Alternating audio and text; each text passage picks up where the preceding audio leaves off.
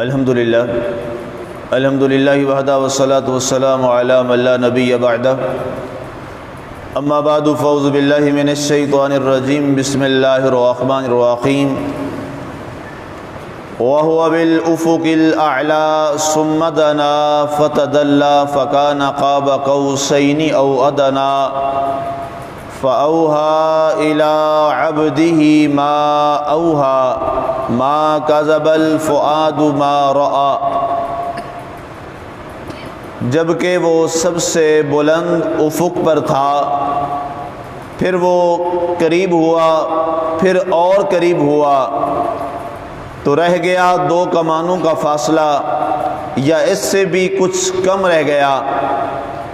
پھر وحی کی اس نے اپنے خاص بندے پر جو وحی فرمائی، جو کچھ دیکھا دل نے تکذیب نہ کی۔ آج ہماری سورہ النجم کی آیہ مبارکہ 11 تک کی تلاوت و ترجمہ کا شرف نصیب ہوا۔ سامعین، کل جہاں پر آخری ہمارے درس مبارک کے کلمات اختتام پذیر ہوئے، اللہ تعالیٰ نے اپنے نبی صلی اللہ علیہ وآلہ وسلم کو جناب سیدنا جبریل علیہ السلام کو اور ان کے درمیان ان کی عظمت اور مقام کا کل تفصیلی آپ نے ذکر سماعت کیا۔ اس کے بعد اللہ تعالیٰ نے سفر معراج، جس کا کل میں نے ہلکا سا اشارہ کیا اور میں نے عرض کیا کہ وہ انشاءاللہ آج کے درس میں ہم بات کریں گے۔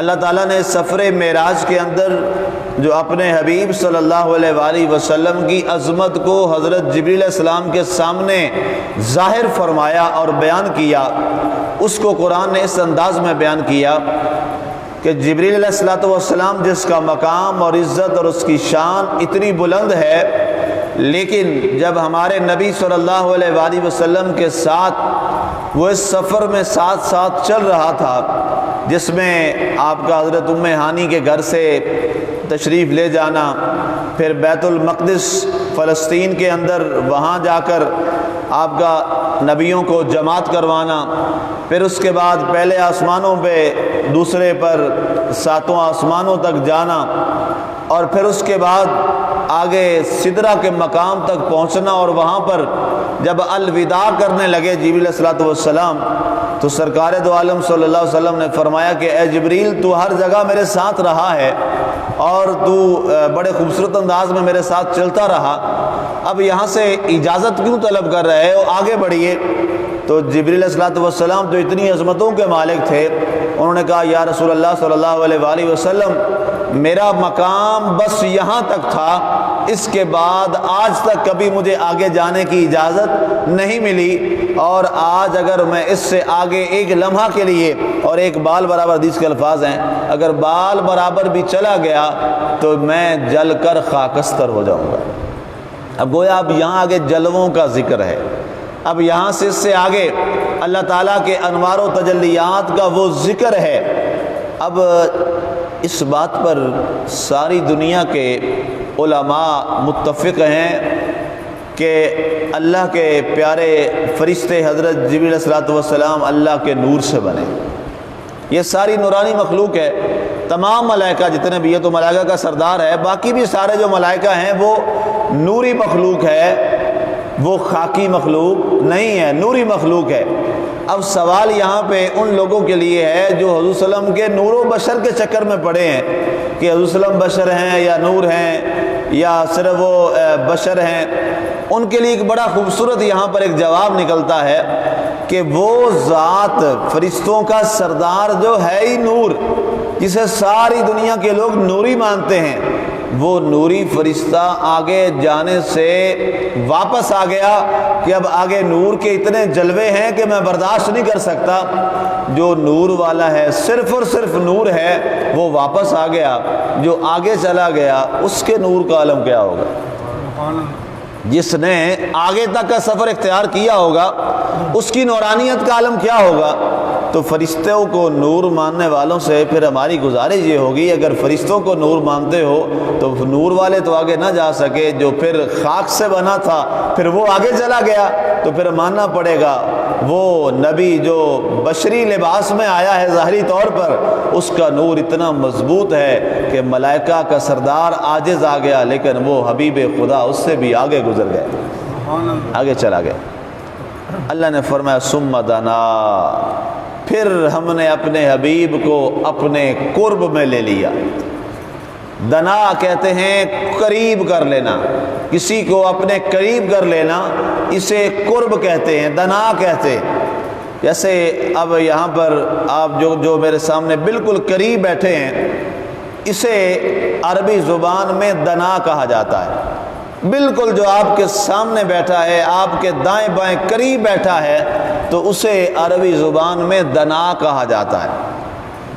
اب یہ سامنے میرے بیٹھے ہیں، بالکل یہ دائیں بائیں میرے بیٹھے ہیں، بالکل قریب سامنے بیٹھے ہیں، ساتھ بیٹھے ہیں، لیکن اللہ تعالیٰ فرماتا ہے اس کے لیے دنا کا لفظ کافی ہے۔ اللہ نے لفظ دنا سے آگے ارشاد فرمایا ثم دنا فتدلی۔ اب فتدلی جو ہے فا تفسیریہ ہے، وضاحت کر رہی ہے ہمارا حبیب ہمارے قریب آ گیا، بالکل قریب آ گیا، قرب میں آ گیا، لیکن اس کے بعد ہم نے اسی قرب پر قناعت نہیں کی، بلکہ اس سے بھی زیادہ ہم نے اپنے حبیب کو اور اپنے قریب فرما لی۔ اب یہ قریب کے بعد ایک اور قریب ہے، پاس بٹھانے کے بعد ایک اور قرب ہے، پاس بٹھا کر پھر اور زیادہ قریب کیا۔ کتنا قریب کیا اس کی وضاحت بھی خود اللہ نے فرمائی فَكَانَ قَابَ قَوْسَيْنِ، تو فرمایا یہ اتنا قرب تھا کہ جیسے دو کمانیں آپس میں مل جاتی ہیں۔ ایک یہ قرب ہے، اس کے بعد پھر کیا قرب ہے؟ یہ والا قرب ہے، اپنے باہوں میں اللہ نے اپنے دست مبارک میں لے لیا۔ وہ دست مبارک جو اللہ تعالیٰ کی شان کے لائق ہیں، اس کا تعین کوئی انسان تو کر نہیں سکتا۔ فرمایا ہم نے اس انداز میں کیا کہ جیسے دو کمانیں آپس میں مل جاتی ہیں۔ یہاں پر کمانوں کا ایک بڑا لطیف سا نقطہ سماعت کی، یہ تفسیری نقطہ ہے بڑا اہم۔ اللہ نے یہاں کمانوں کا ذکر کیوں کیا؟ جیسے دو کمانیں آپس میں مل جاتی ہیں، تو گویا ایسا ہم نے اپنے نبی کو قرب عطا فرمایا۔ عرب کیا کرتے تھے، جب دو سردار ان کی آپس میں ملاقات ہوتی اور آپس میں ان کی اگر کوئی معاملہ طے ہوتا، کمٹمنٹ ہوتی، تو وہ کیا کرتے تھے، اس دور میں وہ لوگ تیر کمان استعمال کرتے تھے، ظاہر ہے آپ کو پتہ ہے اس زمانہ میں، اور بادشاہوں کی جو علامت ہوتی تھی وہ تیر کمان ہوتا تھا۔ تو جب دو بڑے بادشاہ آپس میں، دو ریاستوں کے بادشاہ آپس میں مل کے ایک معاہدہ طے کرتے تھے کہ ہم کبھی آپس میں لڑائی نہیں کریں گے، اور اگر ہماری دونوں ریاستوں میں سے کسی ایک ریاست پر اگر کوئی آ کر حملہ کرے گا تو ہم دونوں مل کر اس کا مقابلہ کریں گے اور اسے یہاں آنے نہیں دیں گے اور شکست دے کر واپس بھیج دیں گے۔ تو جب یہ معاہدہ لکھا جاتا اور معاہدہ طے ہوتا تو اس کے بعد وہ کیا کرتے تھے، دونوں بادشاہ اپنی کمانوں کو آپس میں ساتھ ملا دیتے تھے۔ یہ عرب کا کلچر تھا، یہ عرب کا ایک ثقافت کا طریقہ تھا پرانے زمانہ میں عربوں میں۔ تو جب وہ دونوں کمانیں مل جاتی تھیں تو اس کا مطلب یہ ہوتا تھا کہ باقی سارے بادشاہوں اور ریاستوں کے شہنشاہوں کو پتہ چل جاتا تھا، اعلان ہوتا تھا کہ جناب فلاں دو بادشاہوں نے اپنی دونوں کمانیں ملا لی ہیں، اب ان سے بچ کے رہنا، اب وہ سپر پاور بن گئے ہیں، اب ان میں سے کسی ایک کے بارے میں بھی اگر کسی نے کوئی برا سوچا تو دوسرا اس کو تباہ کر دے گا۔ اللہ نے وہی کعبہ قوسین کا لفظ یہاں استعمال فرمایا ہم نے دو کمانیں ملا دی، جیسے دو کمانیں ملتی ہیں۔ وہ اعلان کیا تھا کہ اے لوگوں، جیسے وہ دو بادشاہ آپس میں ملتے تھے نا اور اس کے بعد ایک معاہدہ طے ہوتا تھا، آج بھی اسی طرح دو بادشاہ آپس میں ملے۔ ایک خالق کی صورت میں بادشاہ ہے جو سب کا بادشاہ ہے، اور دوسرا مخلوق میں سے ساری مخلوق کا بادشاہ ہے۔ ظاہر ہے دو ذاتیں ہیں نا، ایک خالق اور ایک مخلوق۔ مخلوق جتنی بھی اللہ نے پیدا کی ہیں، کتنی مخلوقات ہیں، اس میں ملائکہ بھی ہیں، فرشتے بھی ہیں، نبی بھی ہیں، رسول بھی ہیں، انسان بھی ہیں، چرند پرند خزند درند حیوانات نباتات جمادات سب کچھ ہے۔ فرمایا اس ساری مخلوقات کا سردار اور بادشاہ آج ہمارا مہمان بنا ہے، اور ایک وہ بادشاہ ہے جو ساری کائنات کا خالق ہے، وہ خالق ہونے میں بے مثال ہے، یہ مخلوق ہونے میں بے مثال ہے۔ اب دونوں کی کمان ملی ہے۔ اب اعلان کیا ہے؟ اے قیامت تک آنے والوں، جس نے میرے نبی کے بارے میں کوئی بات کی یاد رکھنا، پھر نبی نہیں اللہ اس کے مقابلے میں آئے گا۔ یہ اعلان تھا، یہ مقصد تھا یہاں پر تیر اور کمان کا ذکر کرنے کا، جو بڑا نفیس نقطہ ہے۔ انسان کے ذہن میں یہ سوال آ سکتا تھا کہ اللہ نے کمانوں کا ذکر ہی کیوں کیا؟ وہاں تو محبوبوں میں ملاقات ہو رہی ہے، تو یہ کمان کا ذکر کہاں سے درمیان میں آ گیا؟ یہ چونکہ قرآن نازل ہی عرب کے کلچر کے مطابق اور ان کے مزاج کے مطابق اور ان کی زبان کے مطابق ہوا ہے، تو اس لیے اللہ تعالیٰ نے عربوں کے اس خوبصورت پرانے ایک طریقے کا یہاں ذکر کیا۔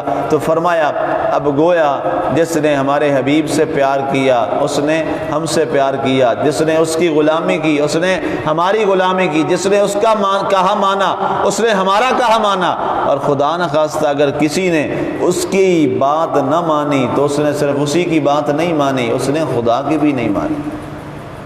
اور اس کا درس آپ پیچھے سن آئے ہیں، اللہ نے قرآن میں بڑا واضح اعلان کیا، فرمایا من یطع الرسول فقد اطاع اللہ، جس نے رسول کی مان لی اس نے اللہ کی مان لی، اور جس نے رسول کی نہیں مانی اس نے پھر اللہ کی بھی نہیں مانی۔ اللہ تعالیٰ فرماتا ہے کہ جو ہمارے پاس آئے وہ بواسطہ رسول صلی اللہ علیہ وسلم آئے، جو بواسطہ رسول ہماری بارگاہ میں نہ آئے ہمیں اس کی نہ عبادتوں کی ضرورت ہے کوئی ہم اس کو قبول کریں گے، نہ ہم اس کی اپنا توحید کو قبول کریں گے۔ اللہ توحید بھی اسی کو قبول فرماتا ہے جو بواسطہ مصطفیٰ اس کی بارگاہ میں پہنچتی۔ تو فرمایا ثم دنا فقان قاب قوسین، یہ دو کمانوں کے درمیان جیسے ملنے کا قرب تھا وہ تھا، او ادنا، اللہ نے فرمایا بلکہ ہم نے اس سے بھی زیادہ اور قرب فرمایا۔ کیا ہوا؟ فاوحى الى عبده ما اوحى، جب اتنے قرب میں آ گئے اب بیٹھ کے باتیں ہوئیں، اب وہاں پر جلوے تھے دونوں ذاتوں کے، اب ساری کائنات وہاں ٹھہری ہوئی ہے۔ یہاں ایک بڑا اہم سوال ہے کہ سرکار صلی اللہ علیہ وسلم تشریف لے گئے، اتنا لمبا سفر فرمایا، امامت فرمائی بیت مقدس میں، مسجد وہاں پر اقصیٰ میں، اور اس کے بعد ساتوں آسمانوں کا سفر ہے، اور پھر آگے سدرہ کا سفر ہے، اور پھر آگے اللہ کا عرش ہے، اور اس سے پہلے لوح و قلم بھی ہے، یہ سارا کچھ ہے۔ تو پھر وہاں پہ گئے تو واپس جب آئے تو رات کا وہی پیر تھا، وہی کھڑا تھا، سب کچھ رات کا حصہ۔ تو معاملہ کیا ہوا؟ اتنا وقت لگ گیا، دنیا پریشان کہ یہ کیا ہوا، اتنا سفر بھی بتا رہے ہیں اور رات بھی اسی طرح کھڑی ہے۔ تو سرکار نے فرمایا، اس کا جواب اس شاک نے بڑا خوبصورت دیا، فرمایا جب جسم سے روح نکل جائے تو جسم جہاں ہوتا ہے وہی ٹھہر جاتا ہے۔ اگر میں یہاں بیٹھا ہوں اور روح میری نکل جاتی ہے تو جہاں پر میں ہوں یہیں پر ٹھہر جاؤں گا، آگے نہ جملہ بولا جائے گا نہ آگے کوئی بات کی جائے گی۔ تو اللہ کے نبی صلی اللہ علیہ وسلم نے فرمایا، اور اس شاک نے فرمایا ساری کائنات کی روح کون ہے؟ حضرت سیدنا محمد الرسول اللہ صلی اللہ علیہ وسلم۔ جب کائنات کی روح نہ رہی تو کائنات کیسے آگے چل سکتی تھی؟ کائنات کی روح نکل گئی، جہاں کائنات تھی رب نے کائنات کو وہیں روک دیا، جہاں رات کا حصہ تھا رات وہیں رک گئی۔ جب سرکار واپس تشریف لائے جہاں سے رکی تھی وہیں سے پھر آگے چل پڑی۔ تو گویا روح کائنات جب نکل گئی اللہ کے ہاں چلی گئی، کائنات کا نظام روک دیا گیا، جب واپس آئے نظام کائنات پھر چل پڑا۔ اب اگر نظام کائنات چل رہا ہے تو ماننا پڑے گا روح کائنات کائنات میں موجود ہے، اور یہی ہمارا عقیدہ ہے حیات کا، حیات النبی صلی اللہ علیہ وآلہ وسلم۔ یہی سب سے بڑا عقلی دلیل اور عقلی معاملہ ہے ہمارے سامنے، اور نقلی معاملہ بھی ہے کہ اللہ تعالیٰ نے آقا کوئی ذات کو ساری کائنات کی روح قرار دے دیا۔ فرمایا وہاں پر باتیں ہوئیں، گفتگو ہوئی، وہ باتیں کیا ہوئیں کچھ تو اللہ نے بیان فرما دی، لیکن یہاں اللہ نے پھر وہی محبت والا پہلو اختیار کیا، فرمایا فَأَوْحَىٰ إِلَىٰ عَبْدِهِ مَا أَوْحَىٰ، وہاں اپنے نبی سے، محبوب سے، خاص بندے سے کچھ باتیں ہوئیں جو ہوئیں۔ اللہ نے ان ساری باتوں کو ڈسکلوز نہیں کیا بلکہ کچھ بیان کر دی، اور باقی جو راز نیاز کی باتیں تھیں وہ ساری چھپا لی جو محب اور محبوب میں ہوتی ہیں۔ مَا كَذَبَ الْفُؤَادُ وَمَا رَآ، جو کچھ دیکھا۔ اب یہ ایک بڑا اہم جملہ ہے سرکار دو عالم صلی اللہ علیہ وسلم۔ بعض لوگ کہتے ہیں یہ معراج روحانی تھی، اور بھائی روحانی معراج تو آپ بھی کر سکتے ہیں۔ روحانی معراج کا کیا ہے؟ اللہ کے رسول نے نہیں فرمایا الصلاۃ معراج المومنین، نماز مومن کی معراج ہے۔ جب بندہ مومن نماز ادا کرتا ہے بارگاہ سمدیت میں اور سجدہ ریز ہوتا ہے بارگاہ خدا میں، تو اللہ کیا فرماتا ہے؟ مبارک ہو تجھے ہم نے معراج عطا فرما دی، معراج عطا فرما دی۔ یہ تو اگر یہی معراج تھی تو یہ تو پھر کوئی، یہ تو ہمیں بھی نصیب ہو گئی۔ پھر فرق کیا رہا؟ یہی فرق ہے۔ اللہ نے جسمانی معراج کا ذکر کیا، فرمایا ما کذب الفؤاد ما رأى، جو کچھ ہمارے محبوب نے وہاں دیکھا اس کے دل نے بھی اس کی تصدیق فرمائی، اس کے دل نے بھی اس کی تصدیق فرمائی۔ گویا حضور صلی اللہ علیہ وسلم نے اپنے سر مبارک کی نگاہوں سے، اپنے چشمے باکمال سے اللہ تعالیٰ نے اپنے حبیب کو یہ اعزاز بخشا کہ نگاہ مصطفیٰ نے چہرہ خدا کا دیدار کیا، وجہ اللہ کا دیدار کیا، ذات خدا کا دیدار کیا، اور فرمایا یہ محض روحانی نہیں ظاہری تھا، اور سب کچھ ظاہری تھا۔ اور پھر اس کی تصدیق اس نے کی، دل نے بھی اس کی تصدیق فرما لی۔ یہ خیر ایک الگ بڑا موضوع، لمبا موضوع ہے، اس پہ پھر انشاءاللہ کبھی بات کریں گے کہ جسمانی معراج جو ہے یہ سرکار کی یہی تھی، اور یہ کس انداز کی تھی۔ اللہ تعالی ہمیں عمل کی توفیق عطا فرمائے، آمین۔ وما علینا الا البلاغ المبین۔